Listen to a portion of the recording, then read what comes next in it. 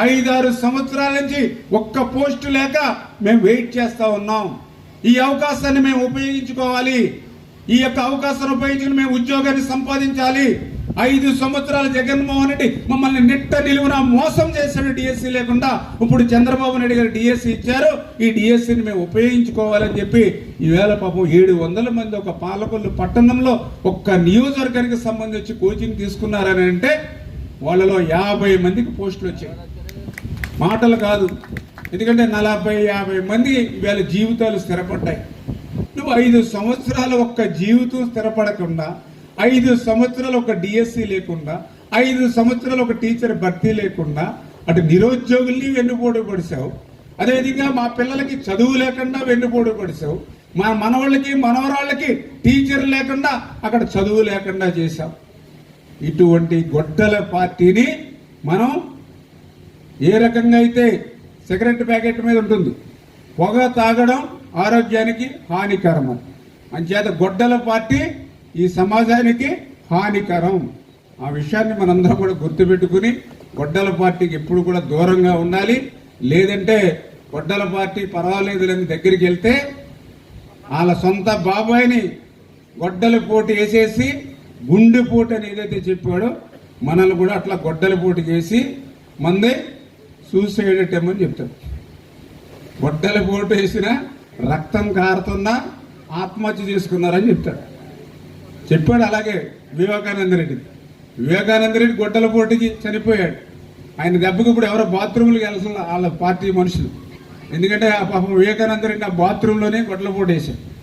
ఆ వైఎస్ఆర్సీపీ నాయకులు మళ్ళీ ఎవరిని ఎక్కడ బాత్రూమ్కి వెళ్తే ఏ గొడ్డల పోటు వేస్తాడని గొడ్డల పోటీకి చేత బాత్రూమ్లకు వెళ్ళాలని అంటే పాపం బయట ఎవరినొకరు కాపలా పెట్టుకుని బాత్రూమ్కి వెళ్తా ఉన్నారు. అంత భయం పెట్టాడు జగన్మోహన్ రెడ్డి. పోయిన గొడ్డల పోటు వేసి ఏం చెప్పాడమ్మా? గుండెపోటు అని చెప్పారు. ఎవరు చెప్పారు? సాక్షి ఛానల్ ఉదయం 8 గంటలకి పెద్ద స్క్రోలింగ్. వివేకానంద రెడ్డి గుండెపోటుతో మృతి, ఆయన అకాల మృతికి సంతాపం వ్యక్తం చేస్తున్న జగన్మోహన్ రెడ్డి. ఇది సాక్షిలో వచ్చినటువంటి స్క్రోలింగ్. నిజంగా అతను గొడ్లపోటు వచ్చి రక్తం వచ్చేసి పడుంటే ఆ రక్తం అంతా కూడా శుభ్రం చేసేసారు. తర్వాత అతనికి తెగిపోయి మెడ వేలాడుతూ ఉంటే చనిపోయినటువంటి వ్యక్తికి డ్రెస్సింగ్ చేశారు. చనిపోయినటువంటి వ్యక్తికి కుట్లేశారు. కుట్లేసి డ్రెస్సింగ్ చేసి రక్తం తుడిసి గుడ్డ కట్టేసి ఏదైతే గుండెపోటు అని చెప్పారు. అలా గుండెపోటు వస్తే తల నుంచి రక్తం వస్తుందని, గుండెపోటు వస్తే చెవుల్లోంచి రక్తం వస్తుందని, గుండెపోటు వస్తే మెడలో తెగిపోతాయని ఏ డాక్టర్ ఏ చరిత్రలో ఎప్పుడూ ఎవరో చూడలేదు. ఇది ఒక కొత్త రకమైనటువంటి చరిత్ర జగన్మోహన్ రెడ్డి గారు. మీరు ఎప్పుడైనా చూసారమ్మా గుండెపోటు వచ్చిన వాళ్ళని? గుండెపోటు వచ్చిన వాళ్ళకి ఎప్పుడైనా తల నుంచి రక్తం కారుతుందా? గుండెపోటు వచ్చిన వాళ్ళకి చెవుల్లోంచి రక్తం వస్తుందా?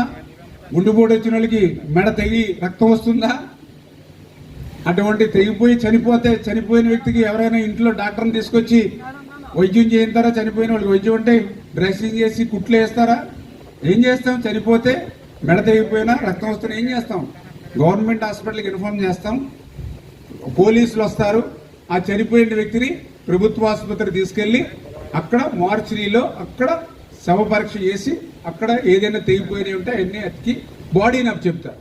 అంతేగాని చూడండి ఎంత తేడా. అంచేత నేను ఎందుకు చెప్తున్నానంటే సొంత బాబోయనే మరి ఏదైతే గొడ్డల పూట అనేసి గుండు పూట అనేది చెప్పాడో గమ్ముని ఎవరైనా జాలిపడో లేకపోతే వాళ్ళ అబద్ధాలు అసత్యాలను నమ్మి మనం కూడా జాలి పడితే మనం కూడా ఆ గొడ్డల పోటీకి సెలవు తీసుకుని గుండెపోటుగా మనకి నేను అక్కడక్కడ వెళ్తూ ఉంటే ఫోటోలు పెడుతూ ఉంటారు వీధుల్లోనూ సందుల్లో ఏది చనిపోయినప్పుడు శ్రద్ధాంజలి.